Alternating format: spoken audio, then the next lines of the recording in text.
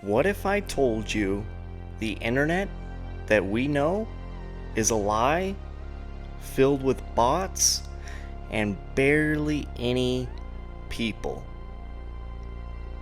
That's what I kind of wanted to get into today and talk about a conspiracy theory that's floated online for a while now, and it just kind of seems like it's becoming more and more evident lately, and it almost seems like it's just a glimpse into the near future of things to come.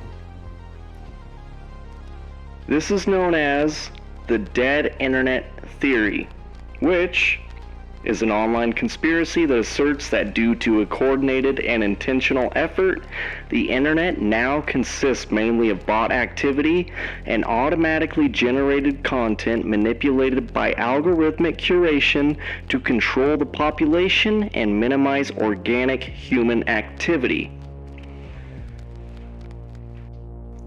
And this is something that actually started in 2016.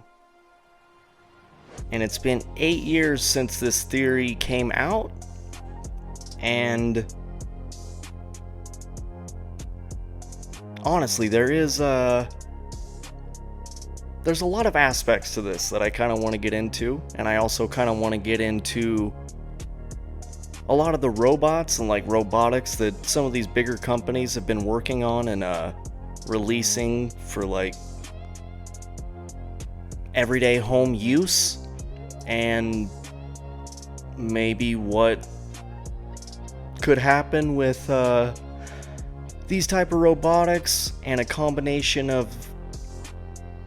all of this AI technology if the two combine, because it almost seems like it's inevitable for the two to meet. They lived only to face a new nightmare, the war against the machines.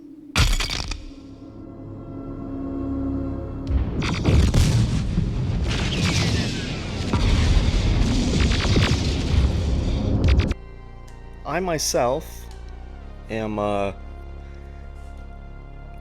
I guess looking at this from both angles, as a consumer and as a producer of content. And it's very interesting to watch. I have most of what I do, I edit and I use CapCut to edit. And since I have been on CapCut, it's been very crazy to watch the progression of just the AI on there.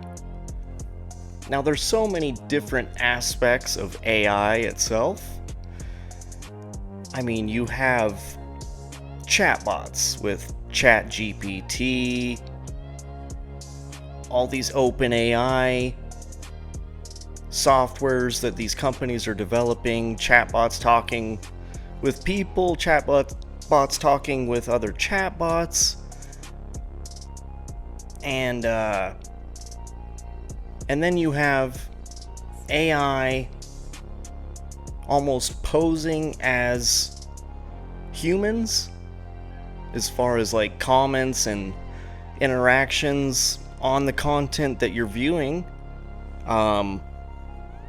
I've seen it myself with videos or certain things that I'll put out, and they get liked by fake accounts, and they get commented by these fake accounts.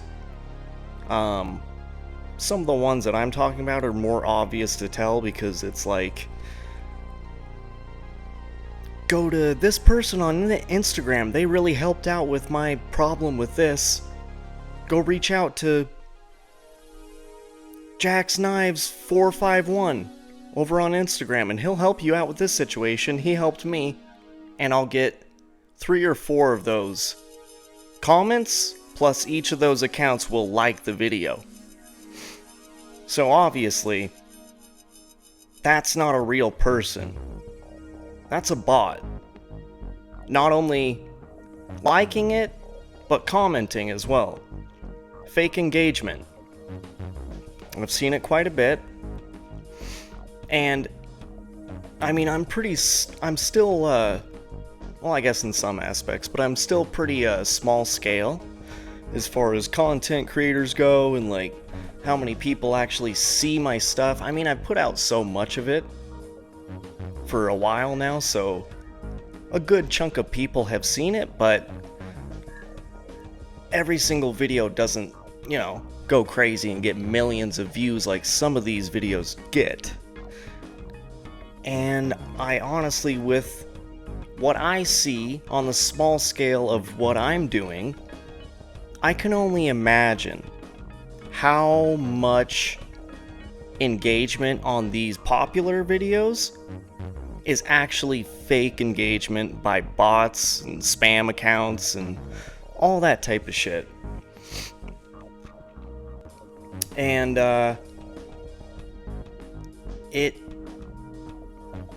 it's pretty crazy. Because I have seen it, like I said, with some of my videos, and it's almost like when, I don't know what it is that actually like picks it up, or why it gets selected in the algorithm, but it'll start with like one account, and a lot of the times when I see it with one, and then another one will come in, and another one will come in, and another one will come in, and it just like one of them gets access to it, and it gets in, and then it opens the floodgates to all of the other fake accounts and bots and shit. So, and also, like I said, there's a lot of aspects to this. And I also, the majority of all of my video editing that I use, the software is CapCut. If you don't know, CapCut is, I guess, a sister company to TikTok. They're both owned by ByteDance. TikTok, or ByteDance owns TikTok, ByteDance owns CapCut. And,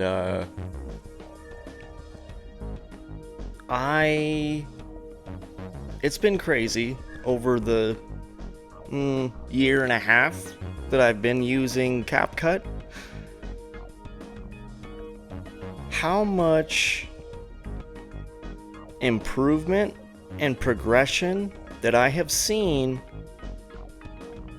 on their AI engagement or AI generated content that they use, and it goes into a lot of it.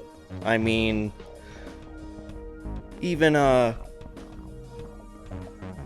doing like a cutout of the background and just keeping me in the video or the frame, that's AI helping to do that.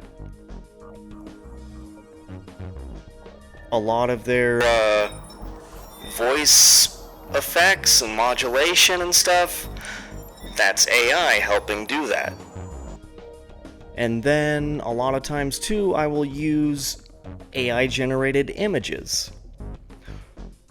and they have gotten, just the software and everything has gotten a lot better. Everything processes a lot quicker. The AI is able to, it's much better at the processing speed of everything and being able to generate what it's trying to do much quicker and much easier, much more efficiently. And I kind of have seen this stuff firsthand too, honestly. I've interviewed with CapCut 2 times. I might do it a 3rd time as well. And a lot of their like AI effects and beat syncing type of effects that they use, it's very creepy and very reminiscent of what I just kind of do with their basic effects. But as time has gone on, they've kind of been able to put a lot of those beat syncing effects and all that stuff into one effect. So instead of like having to manually put it here, put it here, put it here, you kind of just overlay one effect onto the whole video, and then it kind of just does it for you. It's pretty creepy, very strange to watch, and I honestly think I have a lot more to do with a lot of this than I would even like to believe. So it's kind of a weird thing because AI is kind of integrated already, whether we like it or not. It's integrated into everything that we do, and it actually helps out with a lot of things. It makes life a lot easier, but I think there's a lot of, whether it's companies or governments or certain groups or whatever, they kind of want to take advantage of that and have it work for them in the best way possible, and manipulate maybe what people are seeing or what they're able to see, or search results. I know every time I go on Google and try to find something, very first thing that comes up is an AI overview of a question or whatever that I asked. And it will give me a breakdown, an AI overview of whatever it may be. And it is that way with pretty much any search engine that you're going to use. Whether it's an actual AI overview or whether it's the search results being manipulated or presented to you in the way they would like it to be presented. And all of this stuff really kind of worries me at the end of the day, because we have seen, well, maybe you guys haven't seen, but I kind of like to keep track and stay on top of like new robotics and stuff that maybe not so much AI is the forefront of, but it's definitely a part of it. So Boston Dynamics has a couple of them.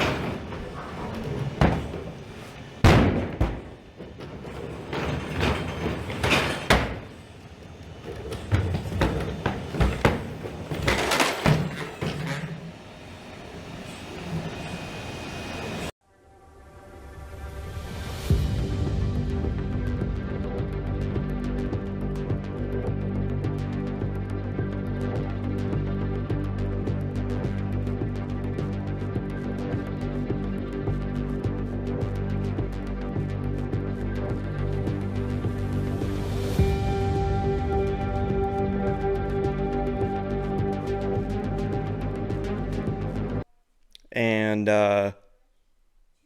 Tesla now has that robot that can help you out inside your house with like regular shit.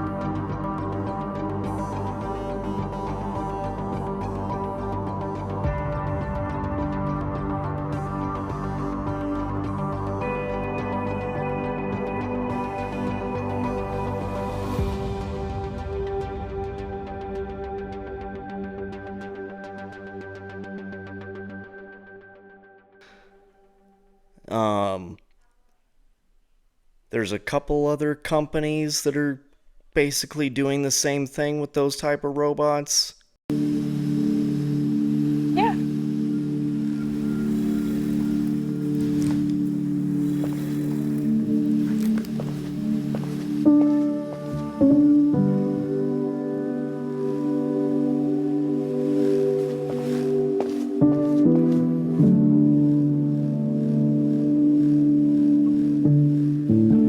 And the Boston Dynamics one, it's a little more physical. What it's able to do is pretty impressive. And a lot of this, it seems, and I just feel like it's gonna go the way of this AI getting integrated with this physical robot, and then coming together to make this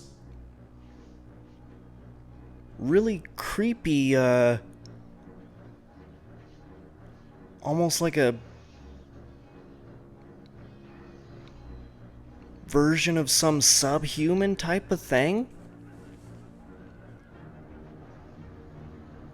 But we're all kind of feeding into it. Like, I use the editing stuff, and I mean, honestly, if I had the resources, I would probably invest in one of those Tesla robots or one of those things. It just seems cool. It's just, all of this stuff is so enticing and enthralling and exciting, and you want to see what these new generations and next iterations are going to be and what it's going to offer and what it's going to be capable of. And it's kind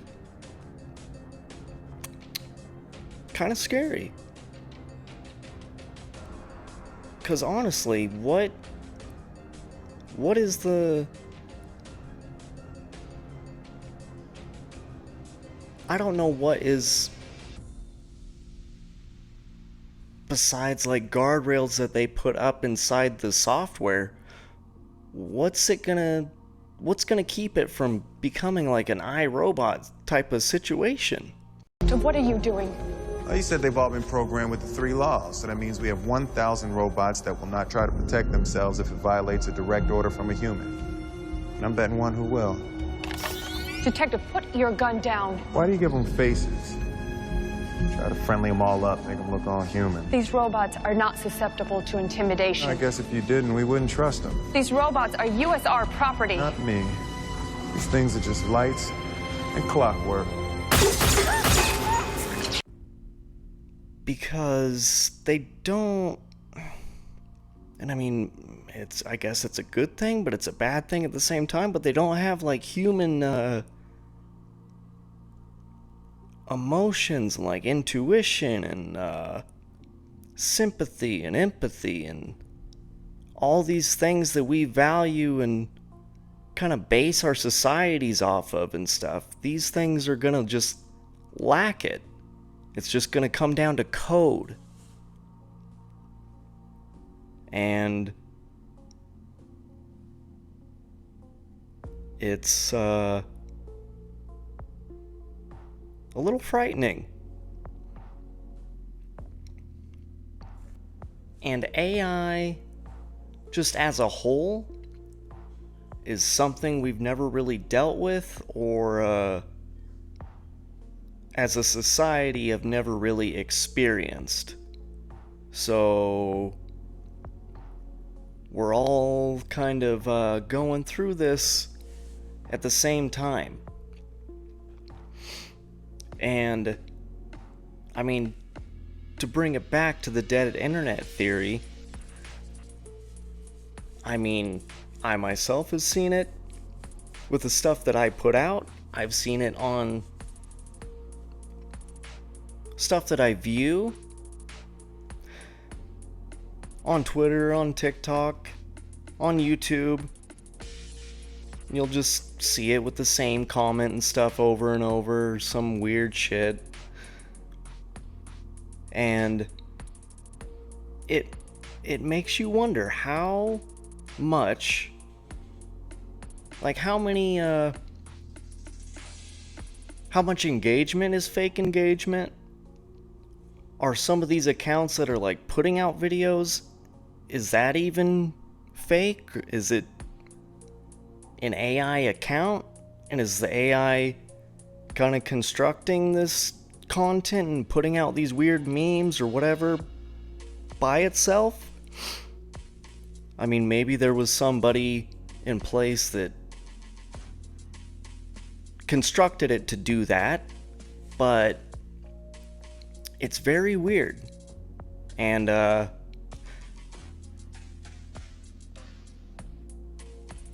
it's just something I think that's going to get worse and worse.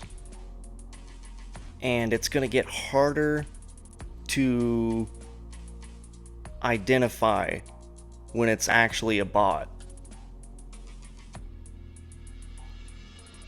And so I think the dead internet theory is true, but it's false at the same time. There's true aspects of it, and then there's false aspects of it. Because the whole internet is not fake, but I think a big chunk of it, a good portion, is generated or constructed or engaged by AI. And it just makes you wonder who is what's the agenda behind it? And I'm sure there's a bunch of different agendas, but it's something that doesn't really have any oversight or like checks and balances to keep it in check. But it's going to be really interesting to watch in the next coming years and in the near future to see what happens and what comes of all of this. But yeah, I've just been thinking about this shit lately, so wanted to drop a video about it. Alright, guys. Well, stay safe. Bye.